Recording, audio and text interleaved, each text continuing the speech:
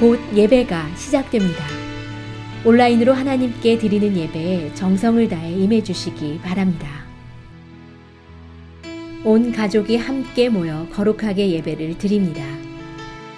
부모가 아이들의 훌륭한 영적 교사 역할을 하시길 바랍니다. 단정한 복장으로 예배를 드립니다. 성경책을 지참합니다.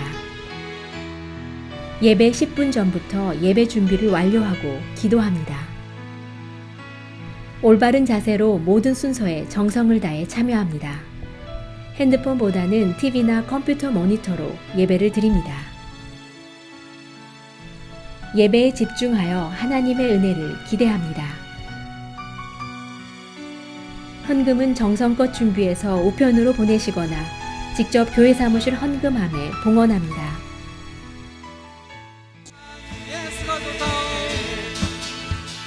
난 예수가 좋다오.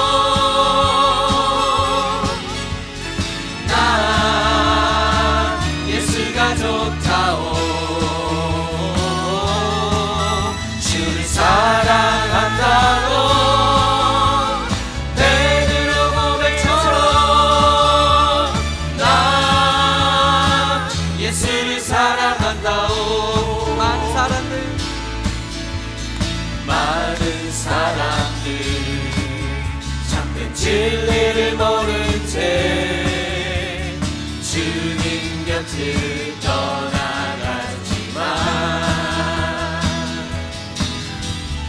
내가 만난 주님은 참 사랑이었고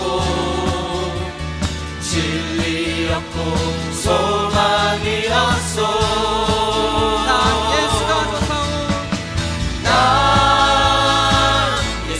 좋다오.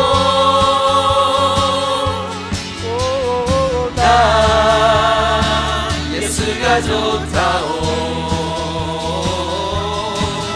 주를 사랑한다고 베드로 고백처럼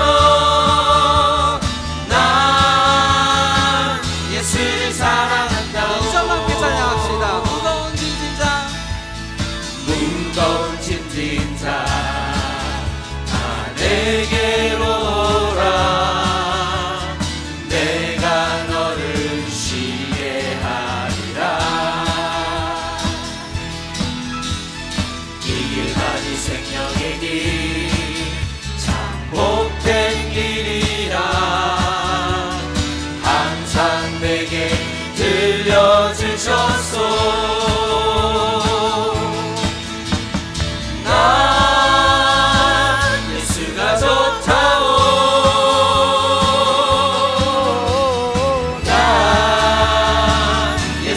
좋다오.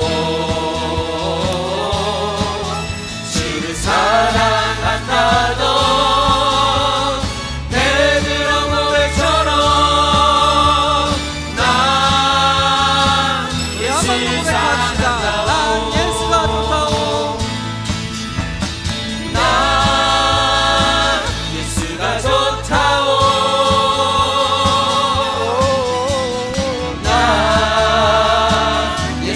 좋다오. 주를 사랑한다고 베드로 고백처럼 난 예수를 사랑한다오. 아멘. 우리 주의 영광의 박수. 전능하신 하나님, 어김없이 아름다운 새벽을 열어주시고 성령의 도우심으로 아침 대선을 쌓게 하심을 감사드립니다. 우리의 찬양과 경배를 주님 영광 홀로 받으옵소서. 주님, 지난 한 주간도 세상과 타협하며 남을 정죄하고 탐욕과 탐심이 있었음을 고백하고 회개합니다. 긍휼히 여겨 용서하여 주시옵소서. 너희는 먼저 그의 나라와 의를 구하라. 그리하면 이 모든 것을 너희에게 더하시리라. 말씀대로 행하지 못한 우리의 연약한 믿음을 용서하여 주시옵소서. 사랑의 하나님, 지금 우리가 겪고 있는 세상은 혼란하며 어둠에서 보이지도 않는 작은 바이러스로 수많은 생명을 잃고 있습니다. 신음하고 있습니다. 병 중에 있습니다. 사랑하는 사람을 잃고 외로움 중에 있사옵나이다. 주여, 당신의 귀한 권능의 치유와 평안을 그들에게 역사하여 주시옵소서. 사랑의 하나님, 주님의 마음을 두드립니다. 주의 귀를 내게 기울였으므로 우리가 늘 간구하고 기도합니다. 언제나 선하고 좋은 것으로 응답하시는 우리의 좋은 하나님, 감사 또 감사합니다. 사랑의 하나님, 교회가 계획하고 준비한 2021년 세계 선교교회를 곧 앞두고 있습니다.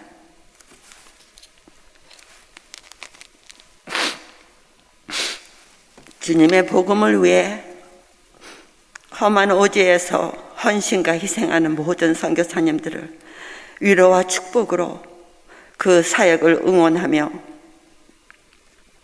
새로운 비전과 희망을 가지고 돌아갈 수 있도록 은혜가 풍성한 축제가 되기를 간절히 기도합니다. 그러므로 모든 계획과 순서를 아무 걸림돌 없이 순조롭게 잘 마칠 수 있도록 역사하여 주시옵소서. 이 모두를 위하여 한우진 목사님 장중에 세우셨습니다. 그 뒤에 많은 스태프들, 주여 보이지 않게 보이게 노력과 그 헌신에 주여 아버지 영육의 강건으로 붙들어 주셔서 우리가 하고자 하는 작은 사역, 큰 사역 모두 주님의 손길로 인도하시고 역사하여 주셔서 훗날 잘하였다 하는 내 종들아 하는 말을 듣게 할 수 있게 하여 주옵소서. 직분을 잘 감당하지 못하는 저를 용서하여 주옵소서. 이제 말씀을 전하실 어미저 전도사님, 장중에 붙드사 그녀의 헌신과 노력과 그야말로 교회의 GPS라는 이름이 있을 정도로 주의 아버지 하나님 세밀히 모든 성도를 모시는 그 정성을 주의 아버지 하나님 아뢰옵니다. 또한 진리의 말씀을 오늘 아침에 선포하실 때에 우리의 마음과 생각을 열어 옥토에 뿌려진 씨가 되어 우리의 영혼 구원으로 열매 맺게 하여 주시옵소서.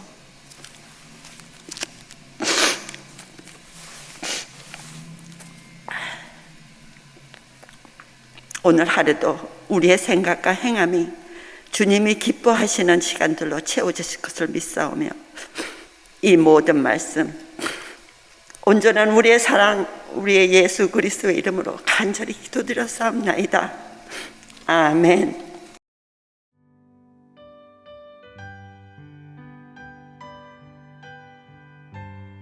오늘 우리에게 주시는 하나님의 말씀은 욥기 4장 12절부터 21절입니다.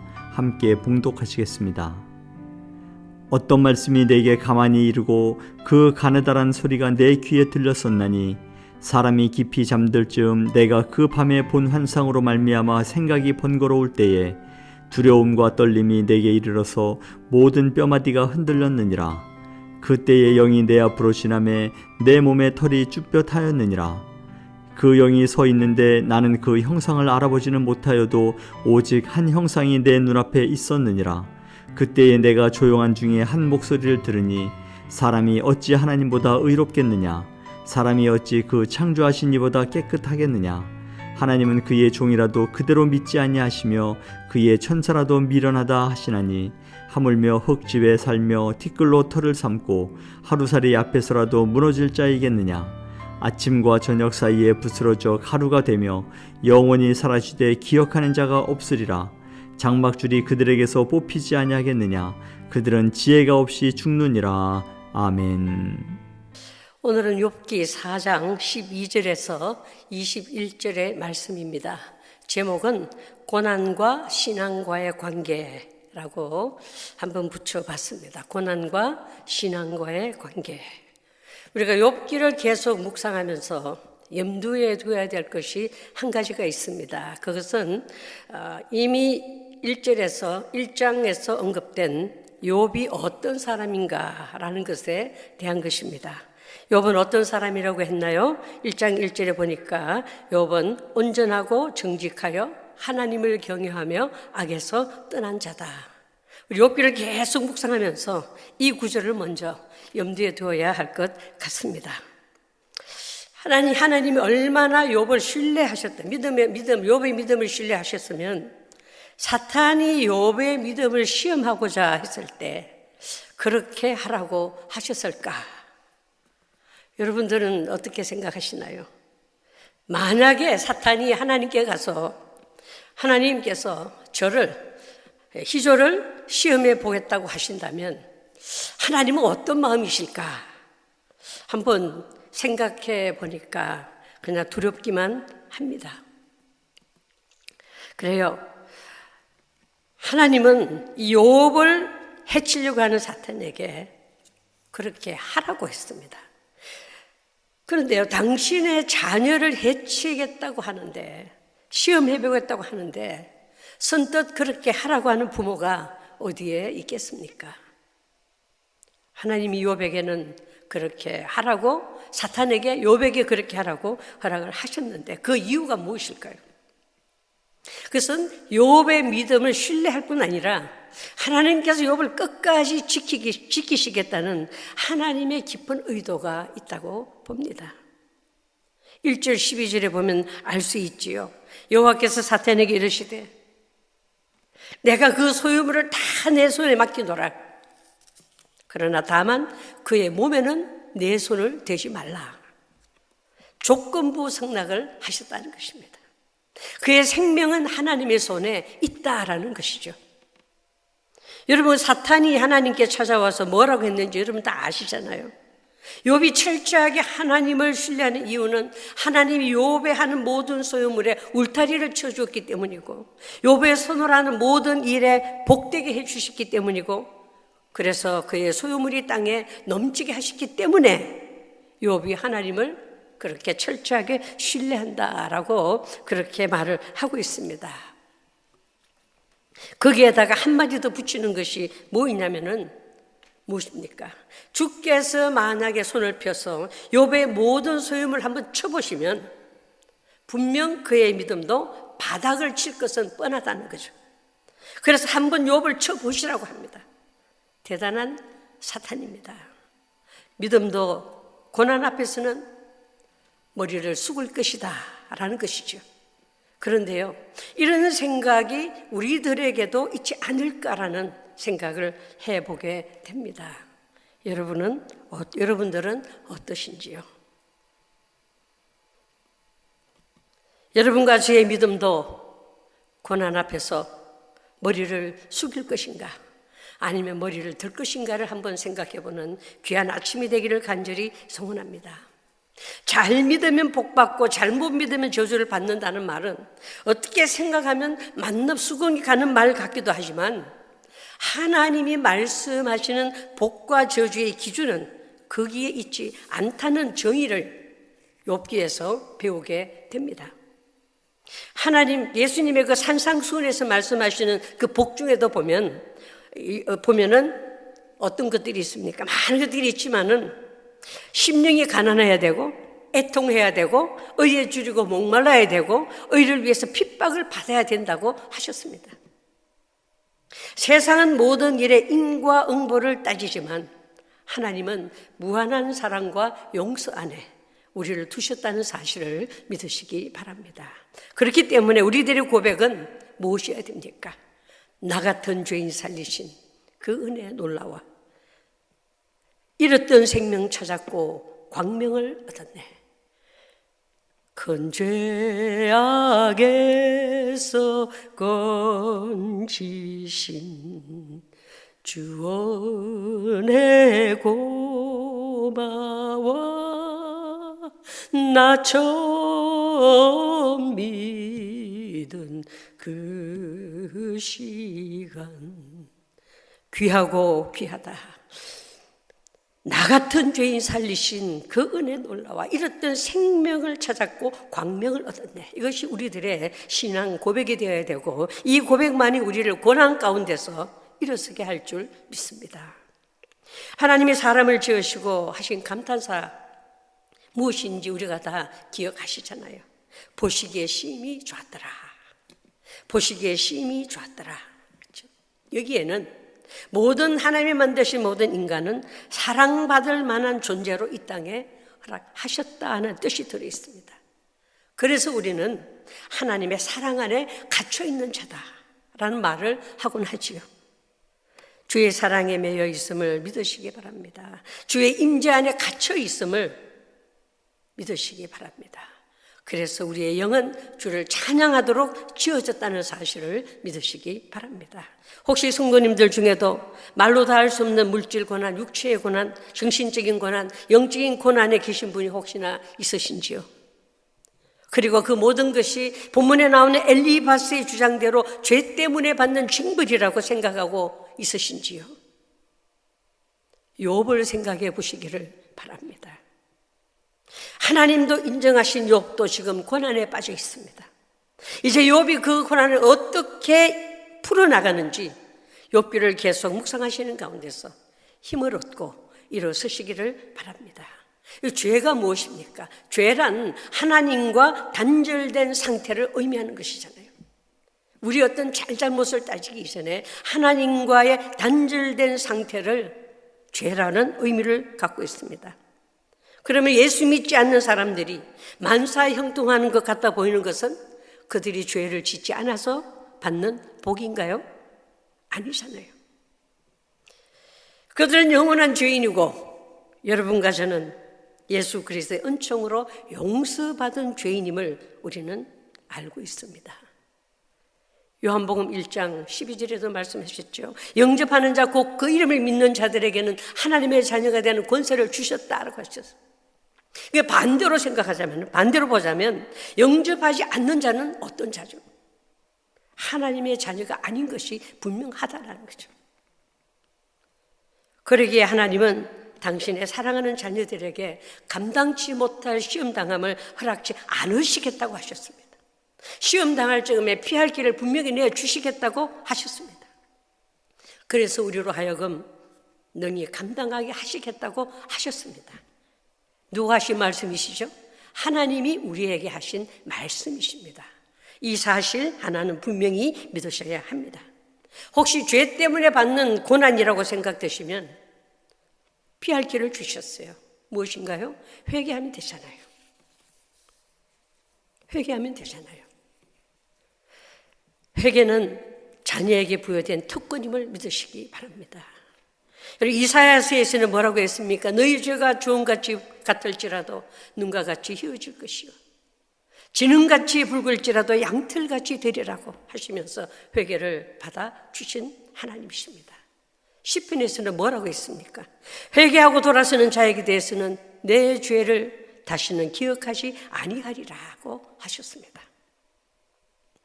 하나님 앞에 회개한 죄에 대해서는 과거는 흘러갔다.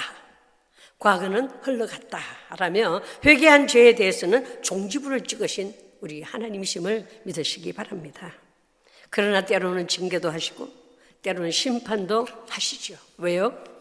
하나님이 우리를 사랑하시니까요.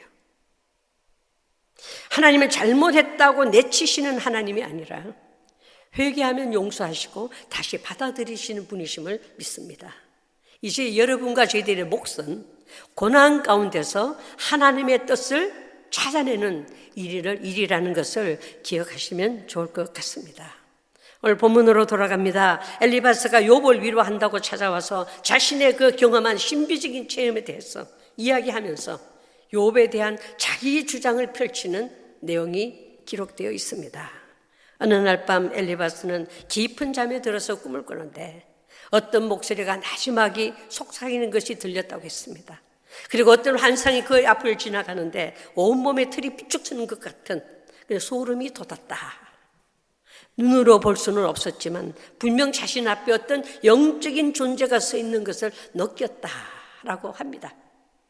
그리고 엘리바스는 다음과 같은 음성을 들었다고 합니다. 인간이 하나님보다 의로울 수 있겠느냐? 사람이 그 창조주보다 더 깨끗할 수 있겠느냐? 라는 것입니다. 모든 사람이 하나님 앞에 의롭지 않으며 하나님 앞에서 깨끗할 수 없다라는 것이죠. 심지어 하나님이 택하신 종이라 하더라도 천사보다 부족할 뿐이라는 것을 욥에게 적용하고 욥을 지금 판단하고 있다는 것입니다. 욥이 아무리 의롭다 한들 흙집에 살며 하루살이보다 덧없는 연약한 인간이기에 하나님 앞에 의롭지 않기 때문에 욥의 인생이 비극을 맞이한 것은 당연한 결과라는 말을 지금 하고 있습니다. 결론은 엘리바스가 말하는 그 결론은 아무리 믿음이 좋다 해도 죄인이기에 벌을 받고 있다는 말을 엘리바스는 욥에게 위로를 한답시고 그 말을 하고 있는 것입니다. 그래서 엘리바스는 자신의 어떤 신비적인 체험을 바탕으로 거룩한 절대자 하나님 앞에서 욥 너는 죄인일 수밖에 없으며 네가 당하는 고난과 고통은 결국 너의 죄의 결과라는 자신의 주장을 입증하고 있습니다.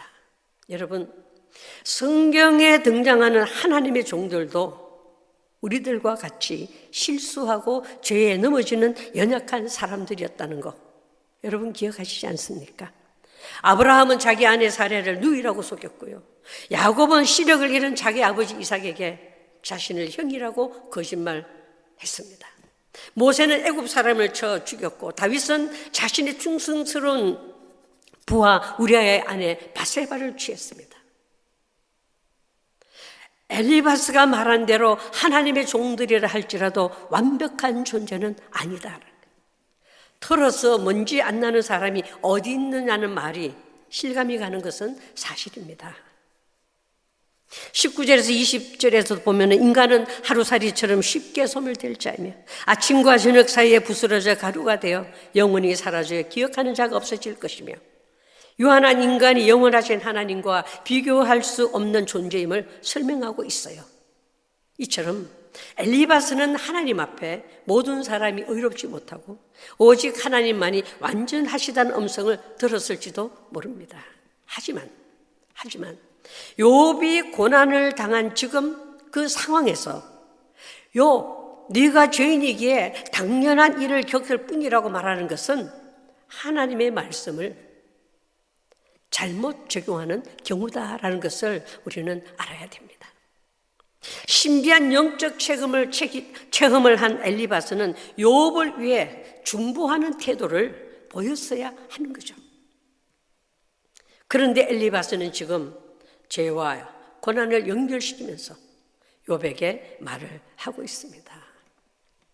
욥기에서 말하고자 하는 고난은 여러분 우리들의 확고한 믿음과 연결시키고 있다는 사실을 볼 수 있기를 바랍니다. 엘리바스가 모르는 것이 있는데 그것이 뭐냐면은 하나님의 주권을 인정하면서도 하나님의 속성은 아직 모르고 있다는 것이에요. 하나님은 심판하시지만 동시에 은혜를 베푸시는 분이심을 모르고 있다는 것입니다. 여러분, 죄를 짓지 않아서 고통을 당하지 않는 것이 아니라 하나님의 은혜를 베푸시기에 고통을 당하지 않는 것이다. 하나님의 은혜의 손길에 우리 성도님들 모두 가정이 하나님 은혜의 손길이 우리 성도님들의 가정 모두에게 충만하시기를 소원합니다. 엘리바스가 신비적인 체험을 통해 말하는 내용들은 교리적으로는 틀린 부분은 없습니다. 거룩하시고 전능하신 하나님 앞에 인간은 불의하며 무능하고 연약한 존재임에는 틀림이 없습니다. 인생은 본질적으로 흙집에 사는 한 줌의 흙과 같은 존재인 것은 분명합니다. 하지만 우리는 우리의 가치를 그런 세상의 것들에서 찾으려고 해서는 안 된다라는 거죠. 인간은 오로지 창조주 하나님 앞에서만 참 가치를 발견할 수 있다라는 것입니다. 우리의 모두의 삶은 하루살이처럼 이 세상에 잠깐 왔다가 잠시 오면 사라질 것이고 연약하고 무능하지만 우리 모두는 하나님이 보실 때 가치 있는 존재요, 귀한 존재라는 사실을 믿으셔야 합니다. 오늘 본문에서 엘리바스가 받았다는 계시는 성경의 진리를 담고 있는 것처럼 보입니다. 그러나 엘리바스는 욥이 당한 고통이 욥 자신이 지은 죄악의 결과임을 말하고 싶었을 뿐이라는 거죠. 그는 욥을 정죄하기 위해 하나님의 영이라는 신적 권위를 지금 사용하고 있는 것입니다. 만약에 참된 하나님의 계시를 다른 사람을 굴복시키기 위해 사용하는 것이라면 이것은 분명히 여호와의 이름을 망령되이 일컫지 말라는 10계명 중에 제3계명을 거역하는 행동이라는 것을 우리는 기억해야 합니다. 지금 엘리바스가 10계명 중에 제3계명인 여호와의 이름을 망령되이 일컫는 죄를 범하고 있다라는 거죠. 아무리 유익한 영적 체험이라 할지라도 상대방을 종죄하는 무기가 되지 말아야 한다는 것을 경각시키고 있습니다.